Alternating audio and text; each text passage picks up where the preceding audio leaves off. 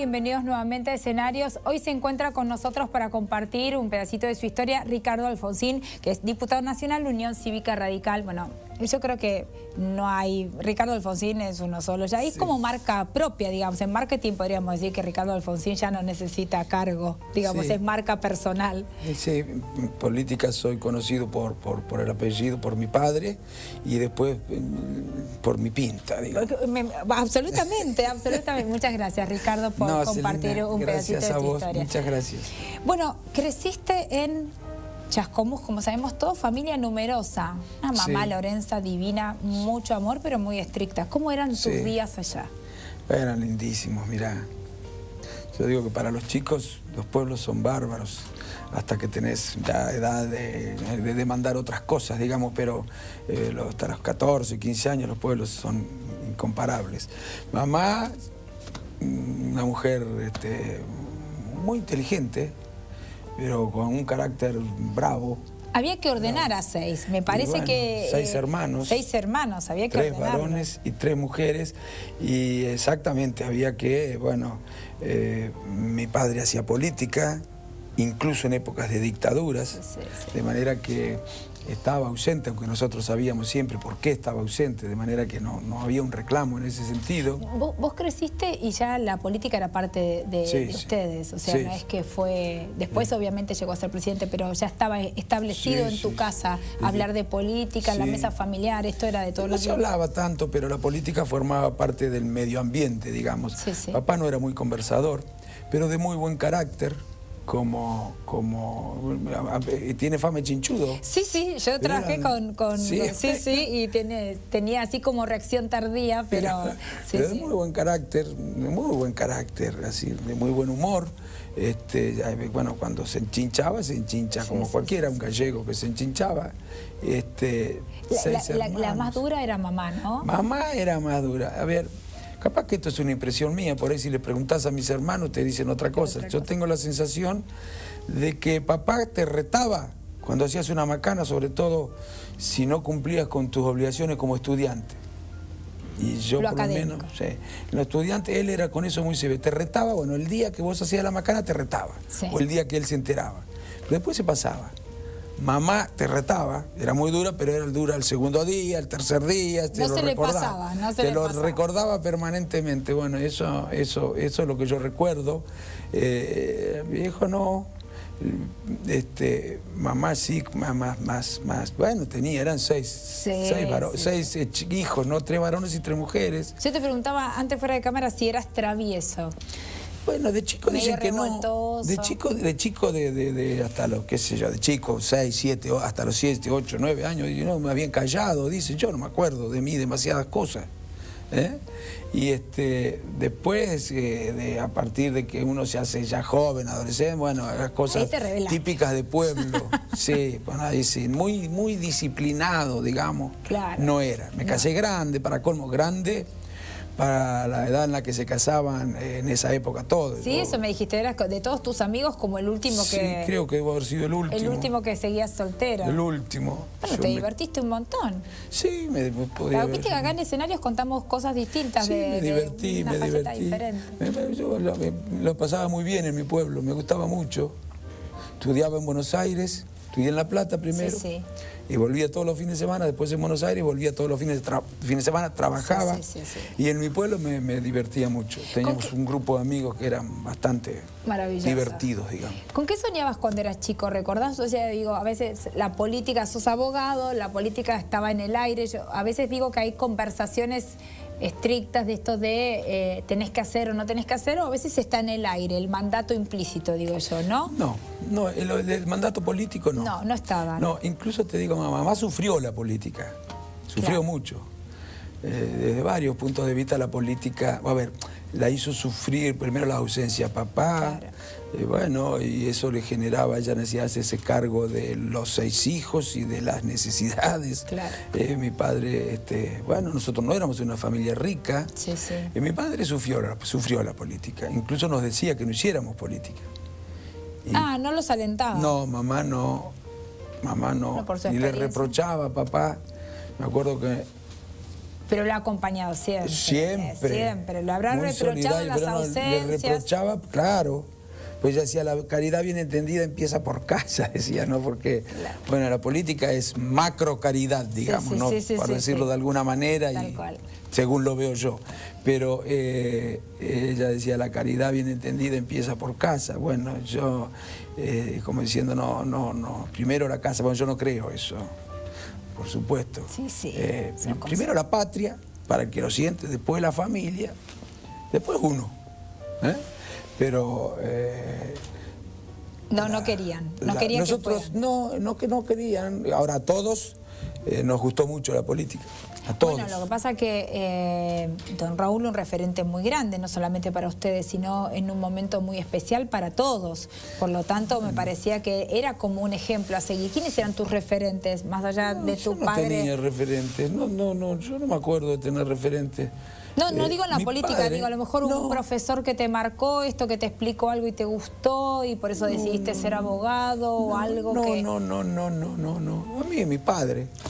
Pero como para cualquier hijo, para mí mi padre era importante. Sí, claramente. Y por supuesto, y la política la mamamos desde muy chicos. Pero yo empecé a hacer política también de más grande, a hacer política. Para decirlo de una manera, fui dirigente ya de grande. Sí. Asumí responsabilidades partidarias o electivas de grande, pero siempre haciendo política. A todos mis hermanos les gustó mucho la política, pero yo fui el único que me dediqué además a la política, a hacer política. Que tomaste la decisión, ¿no? Sí, tomé la decisión.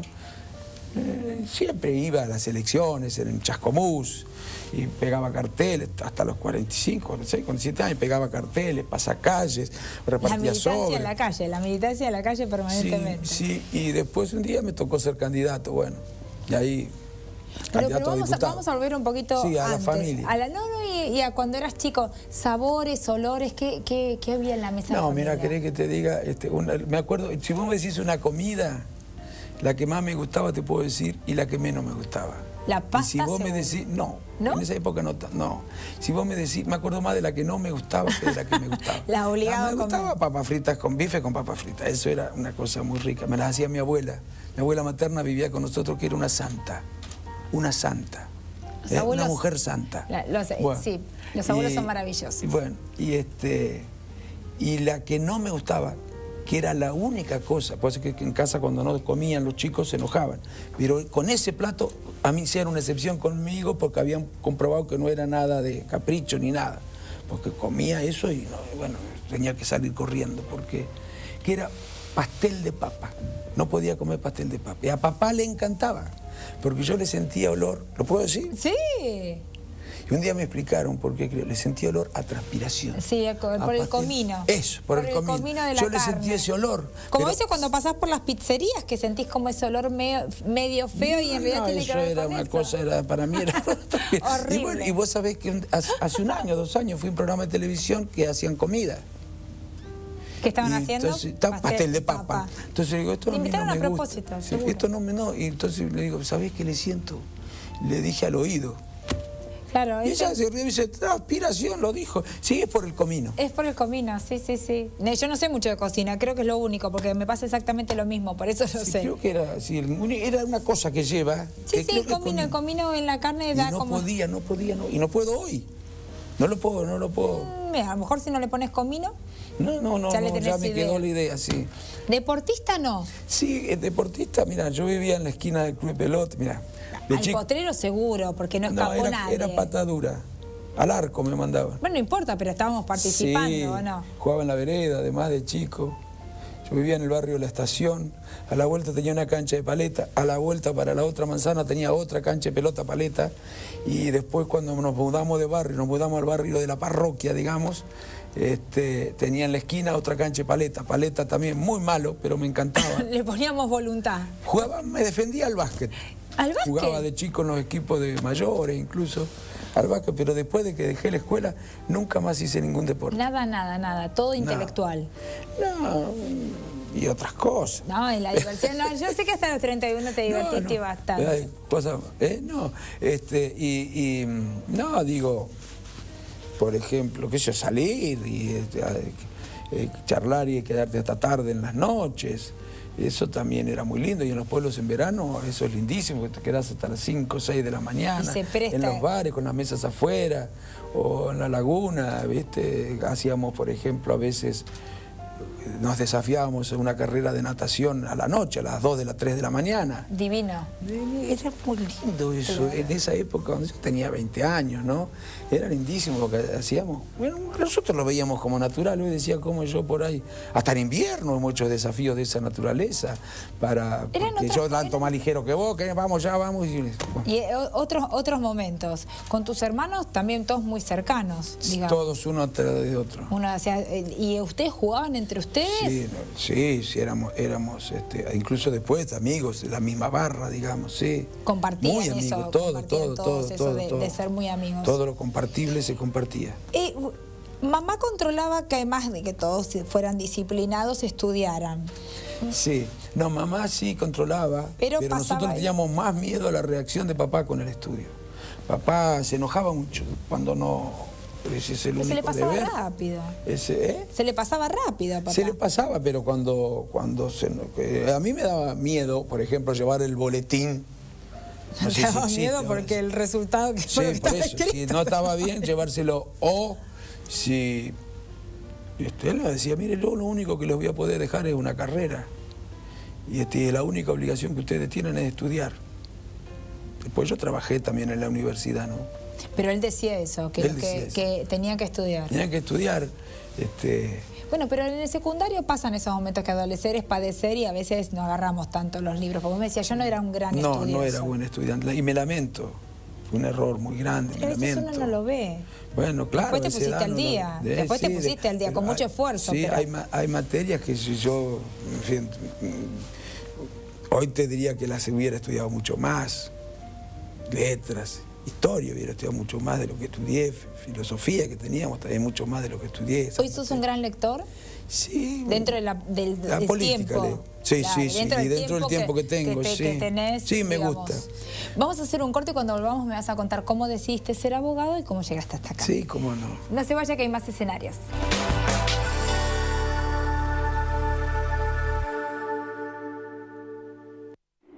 Cuando uno recibe a alguien en su casa,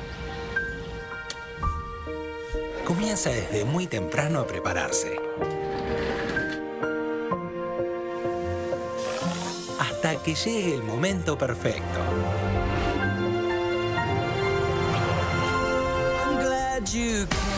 Qué bueno que viniste.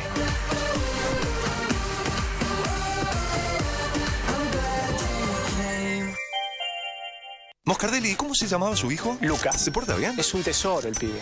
Además, cuando le digo que lo voy a levantar en peso, se pone contento. Salió bien. Moscardelli, ¿probó con Quiniela Plus? Con Quiniela Plus tenés un pozo mínimo asegurado de 1 millón de pesos y podés ganar con 8, 7, 6 y 5 aciertos. Lotería de la Provincia. En Carrefour trabajamos para convertirnos en tu comercio preferido, dando empleo a más de 20.000 argentinos en más de 470 sucursales del país y comprometiéndonos con la comunidad y el medio ambiente en cada una de nuestras acciones. Actuamos hoy para vivir mejor mañana. Eso es para nosotros Carrefour Sustentable, nuestra forma de ser. Sumate. Cumplimos 15 años. Lo celebramos construyendo los edificios 3 y 4 de Aeroparque. Aeropuertos Argentina 2000. Soñamos con vos.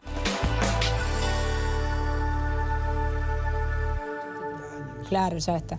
No, estábamos hablando, es inevitable, ¿no? Digo, ¿en algún momento pudiste separar el Raúl papá del Raúl político o era más era el único? Era lo mismo, el único, sí. El único. Yo no, era mi padre que se dedicaba a la política, como un chico, dice, mi padre abogado, qué sé yo. Sí. Bueno, decidiste estudiar Derecho. Derecho. ¿Era lo que más te gustaba o era lo que había que hacer? ¿Cómo era? Eso de será lo que debas hacer si no serás abogado. Claro. Bueno, yo tenía un problema en ese sentido, no sabía bien que...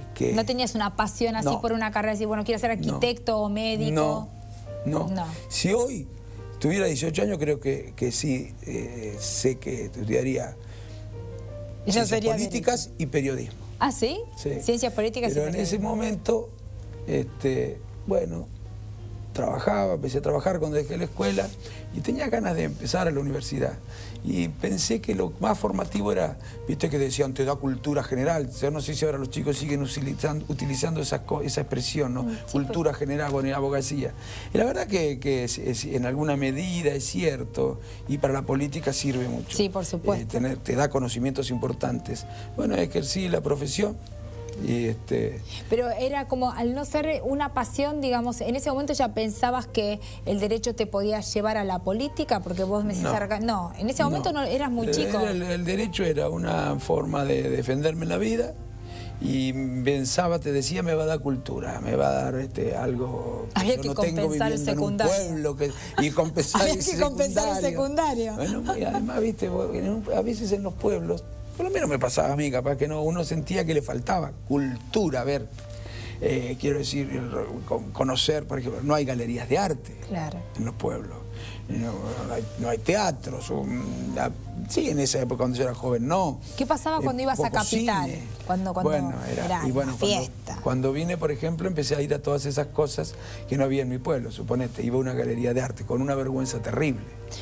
Porque me parecía, a ver cuadros, me parecía que el hombre se me iba a acercar y yo no sabía que le iba a contestar si me preguntaba, le gusta esta obra. Yo lo que quería era conocer nada más. ¿Tenías miedo por el desconocimiento que te hicieron una pregunta? Sí, me hicieron una pregunta. Yo tenía la sensación de tener un cartel en la frente que decía no sé nada. El colectivo me daba vergüenza tocar el timbre y me parecía que todo el mundo se iba a dar vuelta. ¿Viste? Claro, a mí quien tocaba el timbre como si ¿Los estuviéramos ascensores? en el pueblo. No, los ascensores Los ascensores los manejaste. No, los ascensores no tenía nada de miedo, pero bueno, después empecé a hacer cosas, te reitero, como, bueno, fanático del cine, ¿no? Entonces me pasaba, ¿no? En un pueblo, con suerte, un cine y no funciona siempre, entonces me iba al cine, incluso cuando estudié en La Plata, yo estudié en La Plata primero. Y no era tampoco muy disciplinado como estudiante al principio. Entonces, bueno, pero porque trabajabas también, vos decías que Raúl ahí tampoco bajaba tanta línea porque... Bueno, sé el cine que veía. Había ciclos populares, valían $1, que hoy sería como si te dijera que valieran $5. ¿Y que te quedabas en cine? cine? 3 películas. ¿Una tras de otra? Una tras de otra, y a veces veía 6 en el día. Porque suponete entraba a las 5 de la tarde y me iba a las 2 de la mañana. Entonces el cine estaba al lado y me corría. Bueno, pero me encantaba. Y te encantaba. Me encantaba. Porque vos sentías que además te estabas como cultivándote. Sí, esta era la sensación que me causaba placer, no era solamente una necesidad, digamos, me causaba placer. Fíjate que uno de mis hijos estudia cine, el otro estudiaba cine y ahora empezó abogacía, pero tiene ganas de volver al cine. La otra nena mía es actriz. Ahora está haciendo El Jardín de los Cerezos en el San Martín. Trabajó en Los Locos Adams. A lo mejor habría sido un gran actor, no lo sabemos. No sé. Quizá quedó eso como... Podría haber sido, ni te lo planteaste, porque viste que... Cineasta podría haber sido. Me hubiera encantado hacer cine. Por lo que te gusta el arte y demás. Sí. Bueno, me decías, Raúl... Mi mujer también le gusta mucho el arte, ella estudia pintura y pinta. Bueno, está en los genes. Yo digo que lo que no se hurta se hereda, digamos. Sí, papá le gustaba el arte. Papá escribía... yo le he conocido algunas poesías, a veces cualquiera escribe, cualquier bípedo implume, como no sé dónde leí una vez, escribe poesía, pero además, para tratar de defenderse económicamente también en un momento difícil, me acuerdo que escribía un guión para televisión, y se lo llevamos a David Stiebel. ¿Se acuerdan de Cosas Juzgadas? Y él dijo, no, este guión no es para televisión, este guión es para cine. No sé qué fue de la vida de ese guión, pero escribió un guión sobre un político al que lo intentaban matar, también en una especie de política policial. Ah, eso no lo sabía yo. Sí, alguna vez lo dijo. Desapareció el guión. Andás a ver quién la tiene. Sí. Bueno, me decías que cuando empezaste a estudiar Derecho, paralelo a eso empezaste a trabajar, por lo tanto ya no era tanto esto de estar encima tuyo, uno ya es más grande, no controlaban tanto el tiempo que te demandaba la carrera. Cuando uno es independiente, claro, ya era otra cosa. ¿Tu primer trabajo cuál fue? Mi primer trabajo fue en una casa de cereales en Buenos Aires cuando me vine. Una casa de cereales, acopiadora de cereales, sumaba las boletas, restaba las boletas en unas máquinas enormes que eran, habían viejas esas máquinas enormes en los bancos. Con un montón de botones. Hacía de botones y máquinas de escribir y de calcular eran. ¿Ese fue tu primer? ¿Y después? Después fui a un estudio jurídico, después fui a otro estudio jurídico, después fui vendedor ambulante, digamos. Yo no te veía esa beta de vendedor. Yo decía, Sí, si te sentías sí. comercial, te ibas con los... No me gustaba, porque, bueno, a veces había un trato antipático, digamos, a veces, por ejemplo, pero me ganaba más. ¿Viste? Lo que hay que esforzarse en la vida. Sí, sí. Bueno, y ganaba más.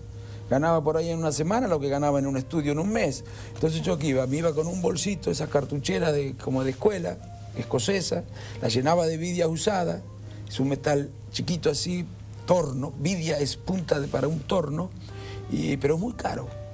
Es muy caro. Qué sé yo, no sé cuánto valdrá ahora, pero vendías, si vendías Sí. 20, 30, ganabas bien.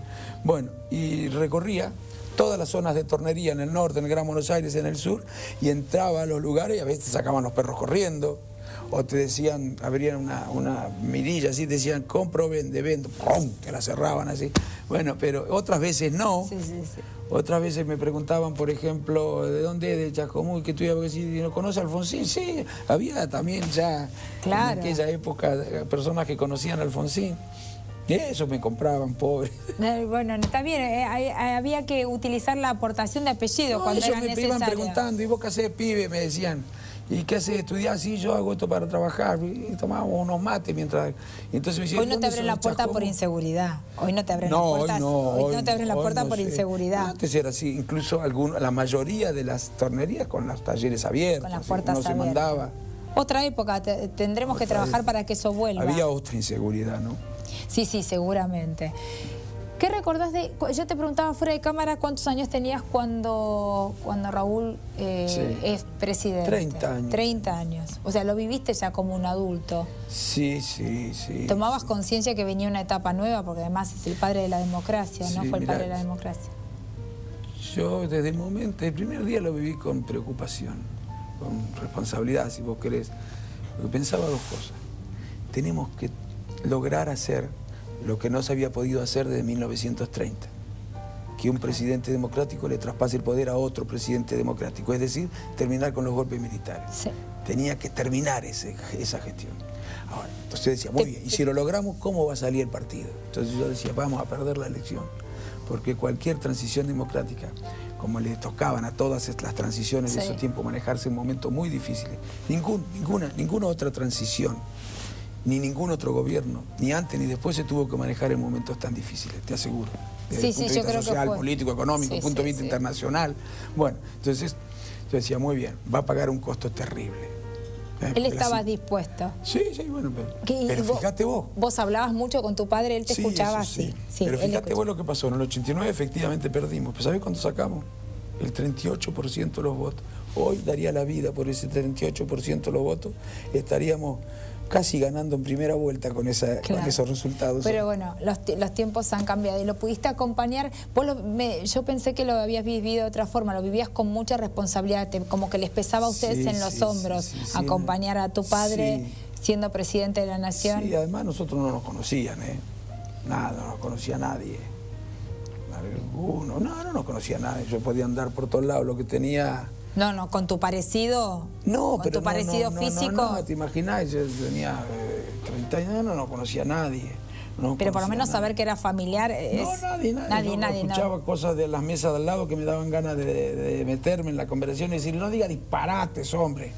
Porque uno escucha de todo. Sí, seguro. De todo, en los taxis. Y los que no acompañan. Me he bajado de los taxis enojado. Y no sabían que eras vos. Otras veces he escuchado con gratitud las cosas que decían. Yo no decía nada, no. No, ni sabía. Alguno con lo que me enojaba sí le decía, ¿qué sabe usted lo que está diciendo? Bájeme de acá. Ese gesto lo conozco.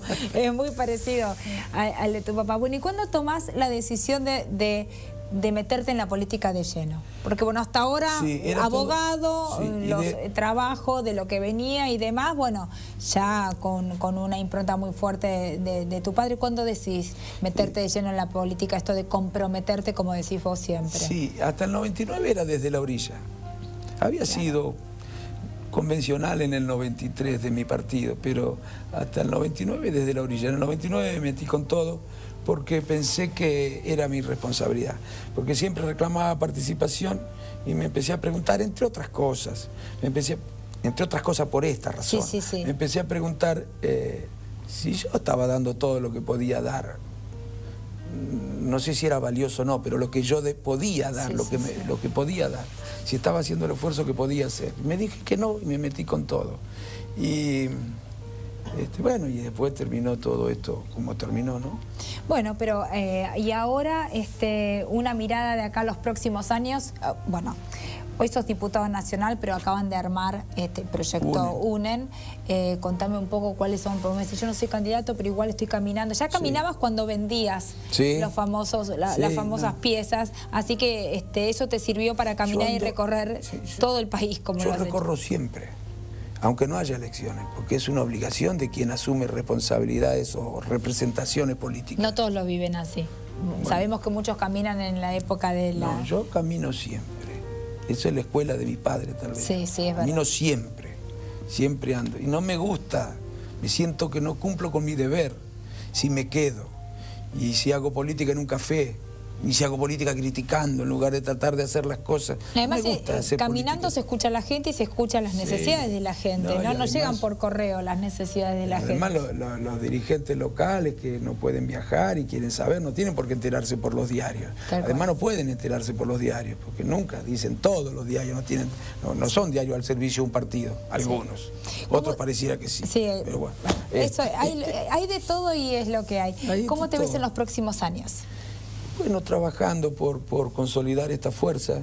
Yo creo que hay un 25-27% de piso, si hacemos las cosas bien va a aumentar, de argentinos que coinciden con nosotros en cuanto que hay dos cosas que no serían las mejores para el país. Ni más de lo mismo, eso sería un triunfo del oficialismo, y volver atrás. Volver a aquellos tiempos del Estado ausente, del Estado mínimo, de la economía autorregulada. Y eso sería, creo yo, el Frente Renovador y el PRO. Nosotros representamos una presencia de lo político, asumiendo la responsabilidad que corresponde, pero republicana, democrática, en nombre del interés general, virtuosa social y económicamente, transparente, sin prepotencias, en fin, una manera muy distinta de ejercer el poder, ¿no? Y escuchando a la gente, como lo venís haciendo desde que tenés uso de razón. Pero no diciendo todo lo que la gente quiere oír. No, seguramente. Porque algunos creen que esa es la tarea del político. Entonces, si yo escucho a la gente, bueno, pero ¿qué te dice la gente? Me gustaría preguntarle. Y lo que te dice, ¿crees que está bien o está mal? Porque cuando uno cree que la gente se equivoca, debe decir. Absolutamente, ¿no? Sí. No, pero vine en otros tiempos. Un placer haberte tenido en el escenario. Para mí es muchísimo gusto. Gracias, Elina. Muchas gracias por haber venido. Sé que siempre estás muy ocupado, pero muchísimas gracias por haber venido. Gracias a vos. Para nosotros es muy importante. Bueno, gracias. La cita es aquí todos los martes a las 18 horas y como lo digo siempre, muchas gracias por estar del otro lado.